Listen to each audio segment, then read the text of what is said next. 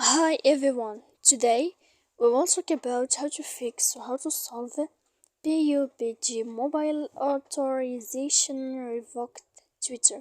To know how to fix or how to solve pubg mobile authorization revoked Twitter, you should just go to settings like this. We will click. After that, in this page, you will go to apps, default apps, app settings. When you will see this list, you will go down to find the application of Twitter and you will enter. Then in this page, you will go to click for stop. After that, you will enter to storage. When you will see this page, you will click clear cache. Then you will go to click clear data. And after all that, when you will end this, you can turn off your Wi-Fi.